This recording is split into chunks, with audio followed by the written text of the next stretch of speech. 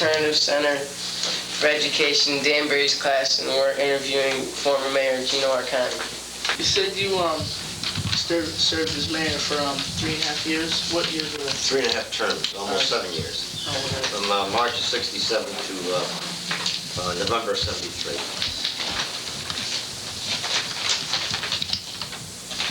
Why did you retire from mayor? Okay, when I first decided to run for mayor,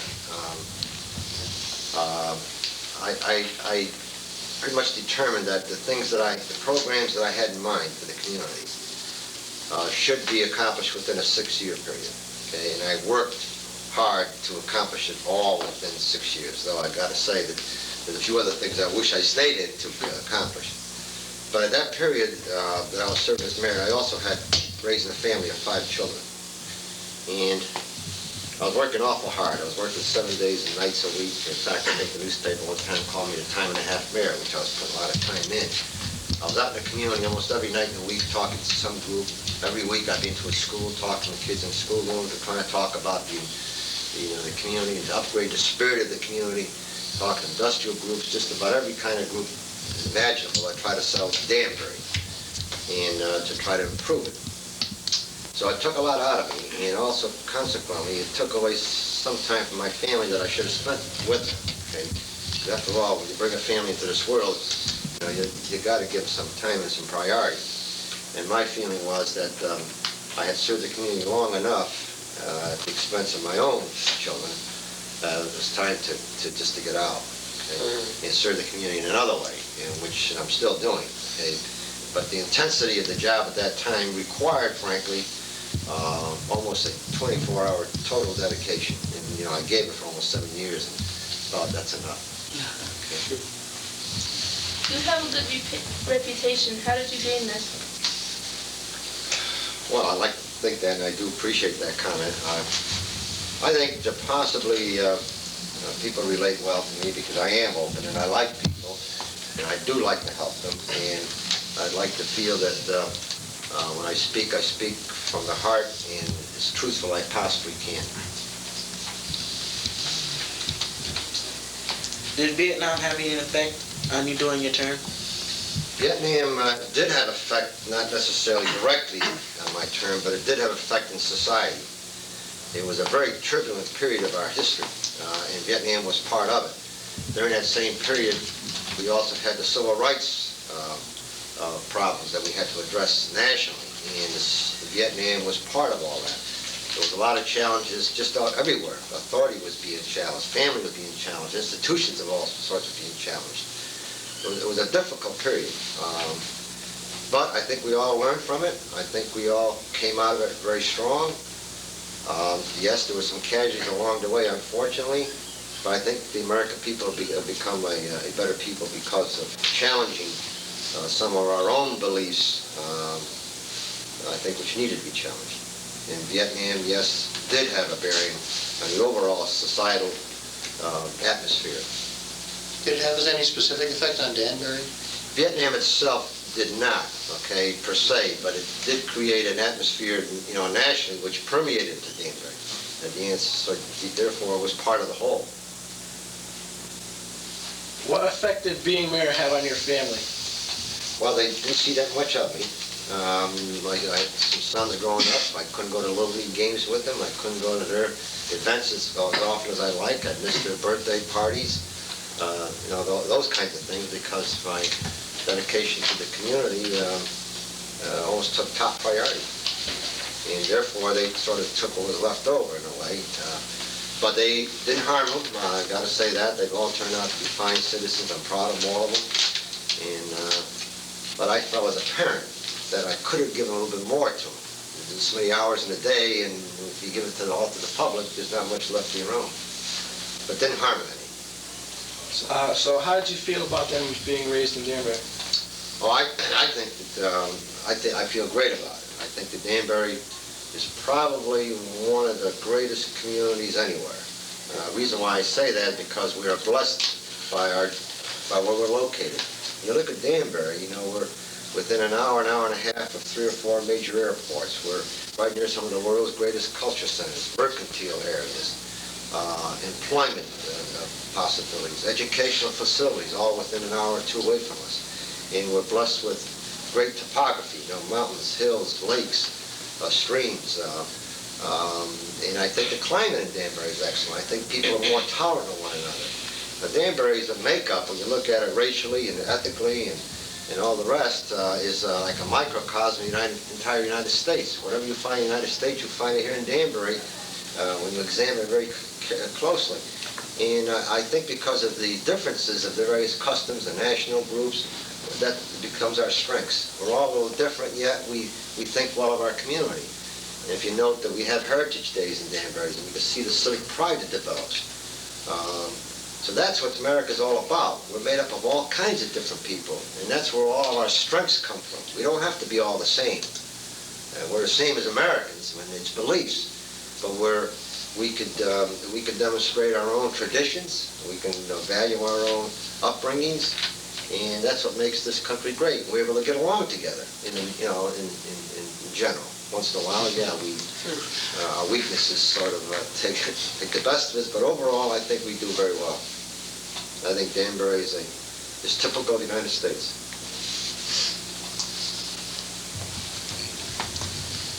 Who was your inspiration during your political career? There's a lot of local people who guided me along my younger years. I used to look up to them. There was one in particular, was Charles Sweeney, who was deceased, who was a selectman, was a fine character man who dedicated himself to the life of the community.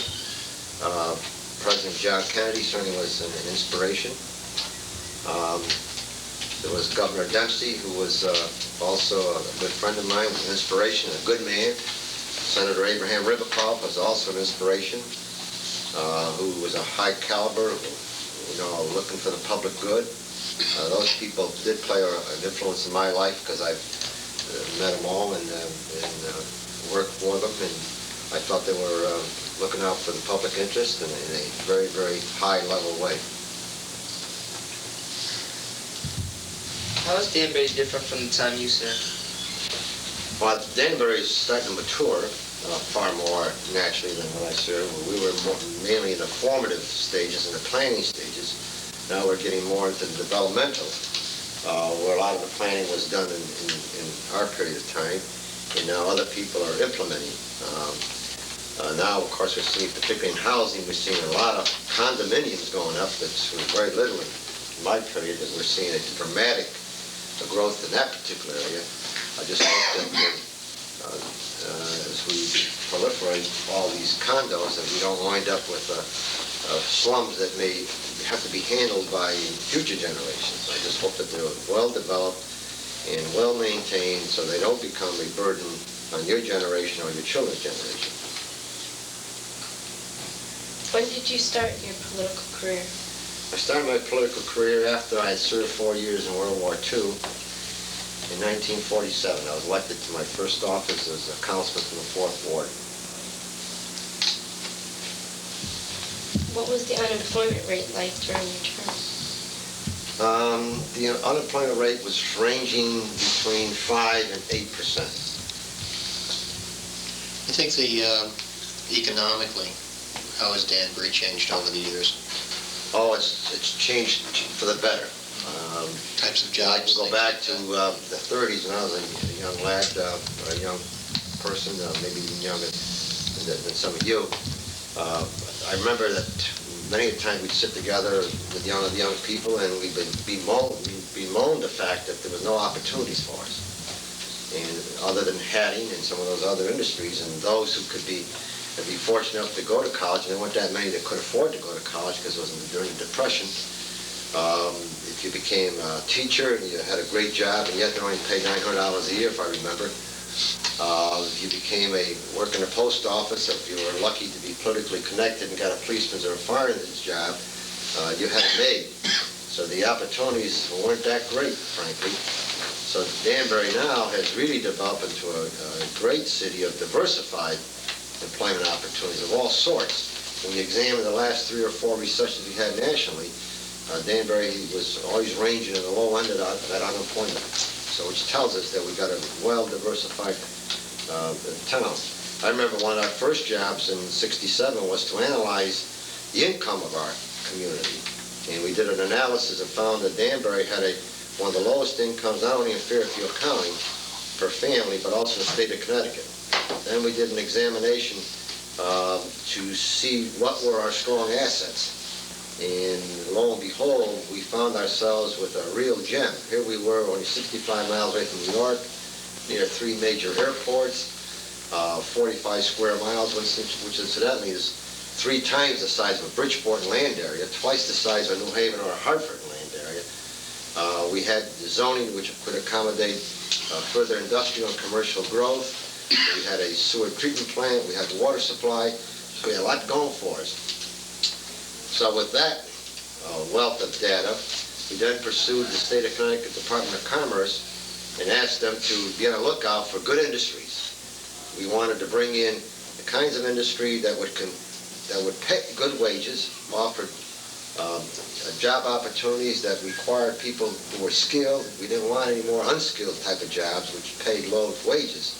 We wanted the better type. And we were highly successful and have been right up to the present date with that kind of approach. Therefore, now we got a community where people do compete for labor and do pay people well. And when you look at Danbury's family income today, compared to when I first took office, now we're among the top family income families in the state of Connecticut, not one of the lowest. Now, of course, with that, you also get some negatives. The negatives being congestion and more people moving in and prices going up in the price of houses. There's no really any free lunches in this world. Okay, you got to put your priorities where you feel it's most necessary. My priorities are employment, so family can eat well, be sheltered well, clothed well, be educated well, and get the health services they need. Without proper employment, none of this stuff could happen. So my first priorities were to see to it that your wages were up there, and opportunities to use your skills in a lot of different ways without having to leave your hometown. The flood, I was a little kid at the time, the Danbury flood, that made some major changes occur in Danbury. It did. In fact, I often say, maybe in a kidding way, that that's probably one of the best things happened to the community. That was 1955. I was serving in office then. In fact, I was president of the Board of Aldermen in the old city of Danbury. And I had the distinction, if you will, of having to call the emergency both times because I was acting mayor in the absence of a mayor. In both of those instances, in August and October, I've had to call a state of emergency in both of those conditions, and I was right in the middle of that flood period. What actually happened? Because they really had no knowledge. Okay, the Still River, I guess I'm not sure if you're familiar with the Still River that by Beaver Brook. Well, that used to wind its way right up through White Street and Main Street. In fact, the Still River starts at the airport. Okay, and that wall is going to have an effect on runoff. Okay, that's where the Still River starts. And it winds its way into brooks, and the brooks feed into it. And then it came right down through Elm Street and Main Street and White Street. And then in White Street, there used to be buildings sitting on top of the, believe it or not, on top of the river. In fact, there were some commodes that used to empty into the river.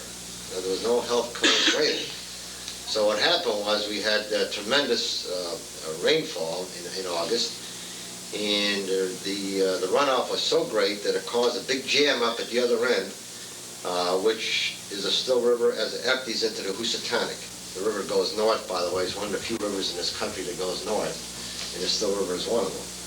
And with all the debris in the river, it caused a backup damming, and consequently it just rose the water. Now you can imagine on White Street the water over the top of the meters. Okay, so you can envision that.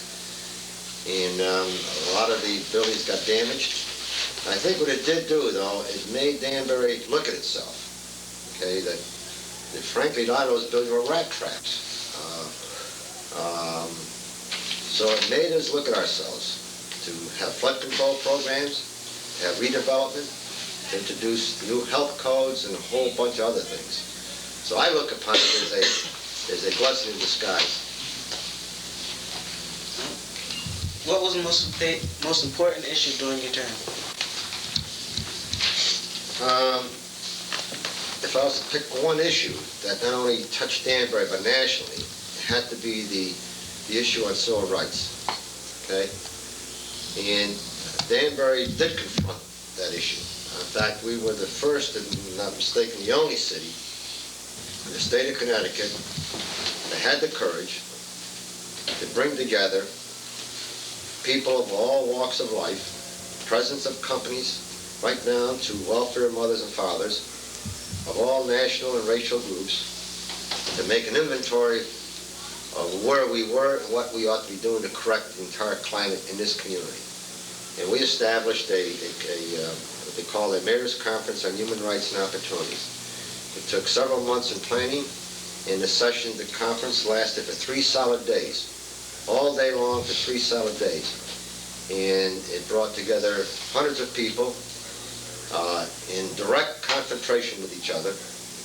And from that 3-day conference, all of it was not pleasant, a lot of pain, but it was worthwhile. Because from that conference, we were able to establish 99 points for action.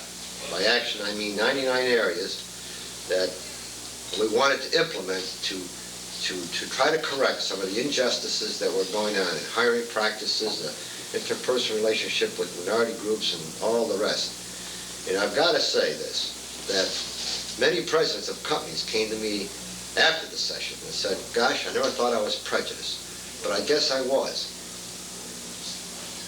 And I think that awareness came out among a lot of people, not because they intended to be, because somewhat they went along with the flow of the times and were causing injury to others that they never realized that they were causing. So that conference, as I see it, here's again, we made an inventory and confronted head-on to see just, what kind of people are we? And I've got to say this, that within 6 months' time, out of 99 planks of that agenda, over 3/4 of them were implemented. From that, we've had low-income housing, practices in hiring were changed in many of the industries. A lot of the situations in schools were changed. So it did influence a lot of things for the good. I don't say they're perfect, but they're certainly a lot better than they were. What do you see for the future of Danbury? Well, I think Danbury will continue to flourish right in through the year 2000 and beyond. I see Danbury probably, unless the zoning is changed, but the present zoning and all, I see Danbury probably capping off the population somewhere around 85 to 90,000 people. What's the population now? About 62,000.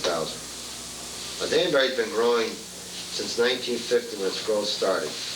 And it's been growing at the rate of about 1,000 to 1,200 people per year. And if you look at the demographic map, put on the scale, I don't think there's one year you would find that there was only 200, or another year there was 5,000 coming in. It's almost like a steady curve or climb of about 1,000 to 1,200 per year. Now, that's a pretty good, nice, even climb. So you can assimilate any growth without a lot of dislocation. What major events in Danbury made it what it is today? What major events in Danbury made it what it is today? I think it really was the will of the people themselves that saw its potential and willing to improve it. I think the community has a good spirit about it. I'm not sure that any particular event made it what it is, other than an underlying spirit to do the best in wherever we find ourselves. Any major historical events that occurred in Danbury? Well, of course, the flood certainly was one that made us confront ourselves to what we wanted this community to be. I mean, going way back in time. I think one of the historical events was the development of the Danbury Industrial Corporation, one of the first in the nation, where here Danbury was primarily a one-industry town made up of hatting industry. And to credit to those people, they could look down the road and saw that if we just continued staying a one-industry town, we would not thrive. We would just become another mill town and would die on the vine. And the leaders in that era, mainly involved in hatting, had the foresight to create a Danbury Industrial Corporation, whereby they would pool their money, buy land, and give investments to other kinds of industries who wish to locate to Danbury. So I think that is a significant event that had, no question in my mind, some significant bearing on the development. What did you do for Danbury or help to do during your term? Well, I think, I don't think we as mayors can take credit for things too much, okay? The fact is we're able to accomplish things is only because the people are willing to get things done. For example, I was able to put together somewhat like between 40 and 44 capital projects in this community. 7 schools, police station, new city hall, library, sewer plants, dog pounds, a whole bunch of things. I could not do that without the approval of the community. That was a major undertaking, 7 new schools. It was, in additions and things of that nature now. What were they? What schools were they? Well, the 2 junior high schools is one, and elementary school. I think if any credit I could be given is that I was able to talk about them and go to the people and sell the idea and explain to them the necessity of, yes, spending their tax dollars. I like to think of them as investments. And my feeling is that they are investments. Yes, it means that you have to put up maybe another $50 more in taxes, but you're going to have a life use of a capital item. For example, you take our library. I remember people, what do you need a new library for? Well, you know, the answer is, I'm sure, very obvious why they need a new library. Sure, it required maybe additional taxes of around $50 for the average family, but just let's look at it. What's that $50 buying us? It's buying us at least 50 years or more of a beautiful building with thousands and thousands of books that's going to give thousands of people opportunities for cultural and educational enhancements. And I could say the same thing with schools and a whole bunch of other things. So I don't like to take credit personally. I'm grateful to have been there, to be able to call them as I saw them. And I'm happy, of course, that the public agreed with what I was seeing. So the mayor's a good salesman, essentially, is what you're saying. He is. I think he's got to look down the road. I don't think you can judge a mayor on what he does today by itself. I think how you judge a mayor is what vision he had today, which will have an impact down the road, 10 or 15 or 20 years from now. And that's how I think you really evaluate a mayor or any leader of any enterprise, be it a school system or whatever. Now I hear it being articulated today about the parks property. That's going to be debated back and forth whether the city should buy it or shouldn't buy it. But my feeling, I think they should buy it. Now, what does it mean in dollars? Yeah, it means another maybe $40 or $50 more in taxes to me and other homeowners. But can we afford not to put in the city's land bank a parcel of 600 acres of land that maybe your generation or some other generation can use? And on that site, there is valuable water. And as I see the future, the real big problem that you're going to be facing, and this whole region is going to face in the next 20 years, is going to be water. Now, we take that commodity for granted, okay? But with all the developments going on, you need bodies of water in order for people to survive. And my feeling is that the parks property does have a yield of 1 million gallons per day. If no other reason, we ought to secure that for our community's future. Yeah, maybe we can't use that property today, but your generation is going to need it, or certainly your children's generation is going to need it. So my feeling is that the community ought to make its investment today for that parcel. Secondly, I think we have to be careful how we use Lake Candlewood, because I can foresee today, in a big drought situation, with all the developments going on, we may need to tap into that body of water, not only for recreational needs as we enjoy today, but for drinking needs and maybe for fire protection needs. So I think those are a couple of major areas that I'd like to bring out. Now, people say, well, why should the city buy land and just hold on to it? Well, why shouldn't we? Why shouldn't we put in our land bank properties that other generations may need? The greatest gift we can give is to give some undeveloped land, open space land. Why is it important? Well, you need trees to help your air, okay?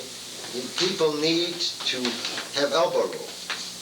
Where can you get it? Everybody, the whole area is all congested. You do an experiment sometimes and take a bunch of rats, okay, and congregate them to see them all 12 with one another. you spread them apart, you won't see them clawing with each other. Human beings are no different. Human being needs some breathing room. And my feeling is that we need to develop and hold on to all the open space land we can possibly get our hands on. And this is one of the largest parcels in this part of the state of Connecticut. And my unequivocal opinion is that we ought to make that investment secure for your generation or your children's generation, as we did with the Driscoll property, the West Lake property. We also secured the Bear Mountain property when I was in office. We also secured the East Lake property, over 150 acres around that lake, to protect that body of water. And that land around it can be used if your generation wants for another golf course or other recreational facilities. It's unbuilt, but he protected that body of water so you can drink from it in years to come instead of allowing it to be developed. Now that took some foresight. We had opposition against that, but we made the decision to buy it. We only paid $1,500 an acre, which today you couldn't touch for $15,000 an acre. We were criticized for doing it, but now we're geniuses because we did do it. So I'm saying the same thing is going to apply for the Parks property. What was a normal day like for you?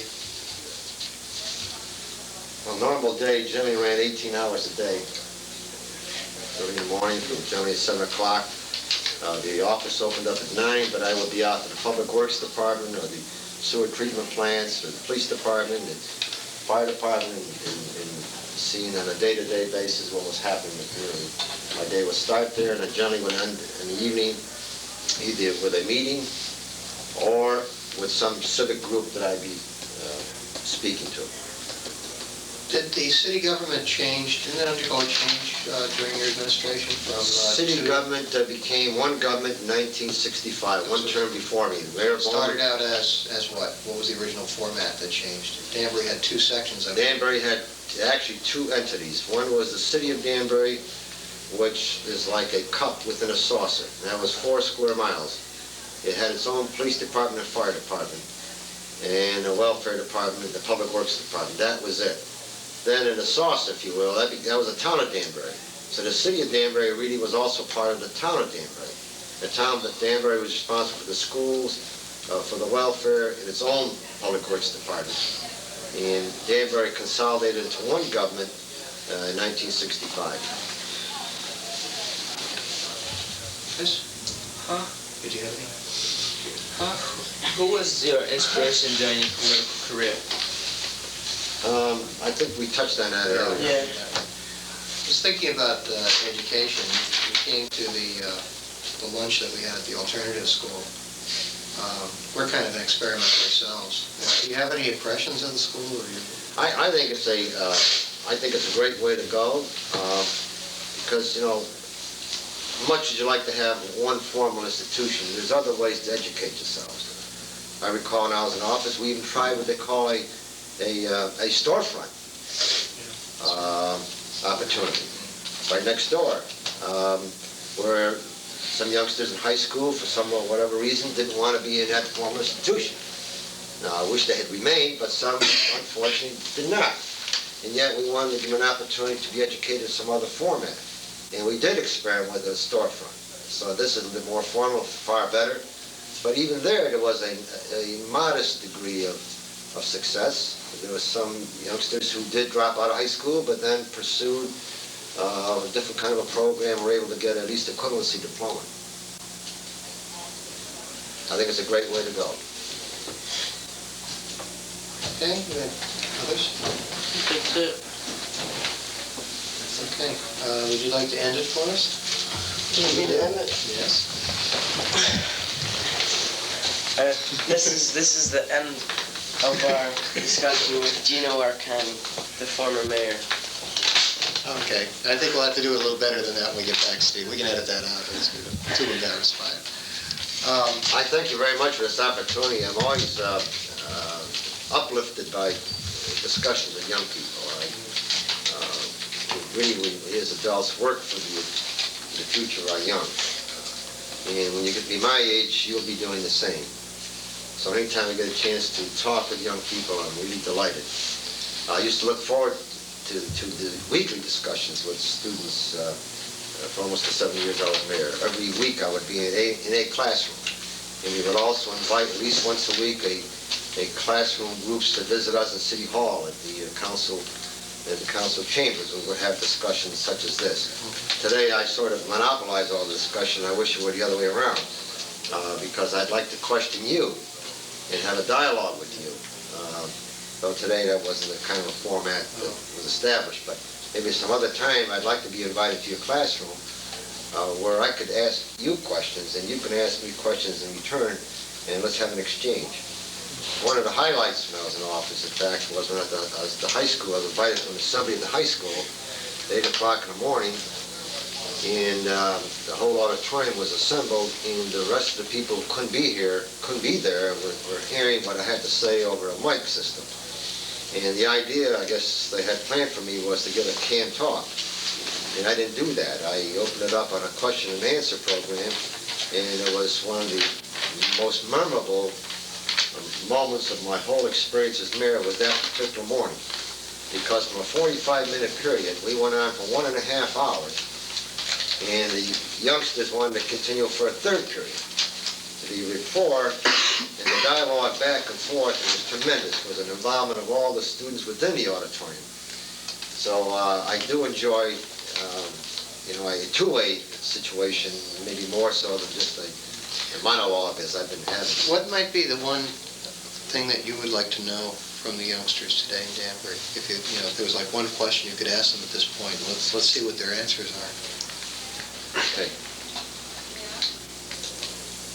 How do you view yourself as a person? Yeah. That's all right. So do that. What was the question again? How do you view yourself as a person? How do I view myself? Well, We concede. I guess I'm an alright person. I get along with, I have a lot of friends. I get along with people. I'd say, on a whole, I'm an okay person. You strive to do your best at all times, wherever you find yourself? Well, sometimes I get a little bit lazy, and I just, mess up. But I usually, if I want to learn something, I'll put everything into it to learn it. Okay. All right. Easy to get along with. You strive to do the best you possibly can, wherever you find yourself. Most of the time. Most of it. And sometimes I will get a little lazy. He does. He tries hard. Okay, all right, that's, okay, I'm gonna touch on that, go ahead. I'm easy to get along with, friendly to everybody. And you strive to do the best you possibly can, wherever you find yourself. All the time. Oh, All the time. great. How about you? I try to make friends. Some people have to have enemies, but we all have enemies. I try my hardest to do what I like. And if I don't like it, I'll still do it, but I don't try my hardest. Okay. Good analysis.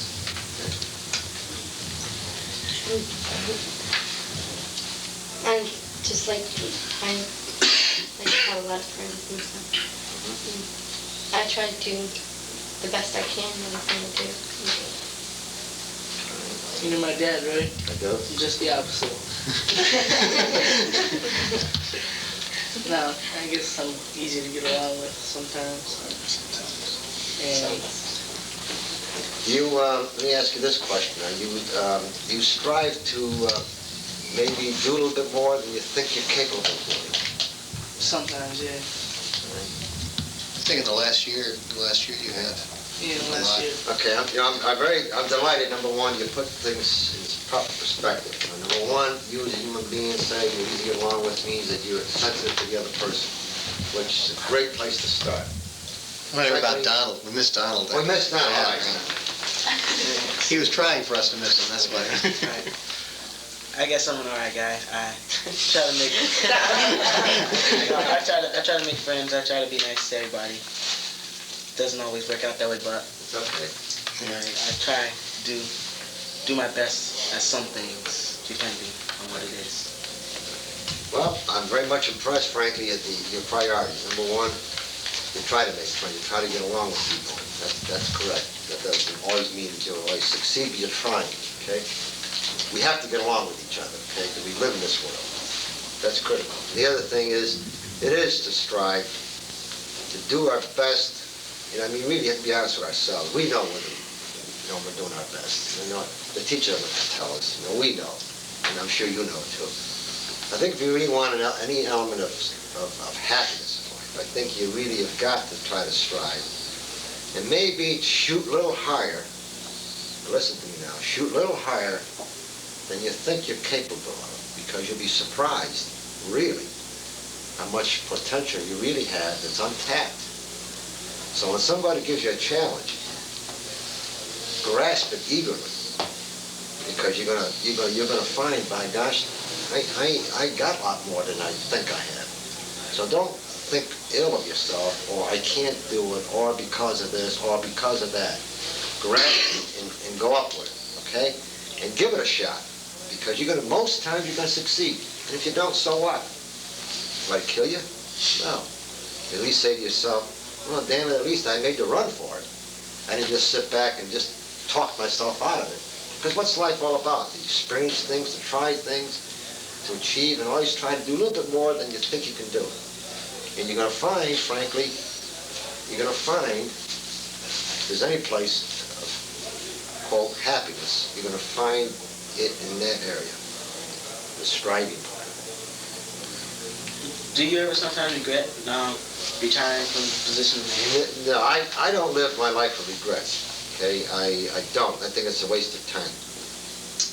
There's some things I wish could have turned out a little bit different. But we're all human. And there again, as long as you're doing the best you can at that particular moment, that some of the results, isn't in our hands. But we shouldn't live life with regrets. You should constantly improve. Even if you make a mistake, so what?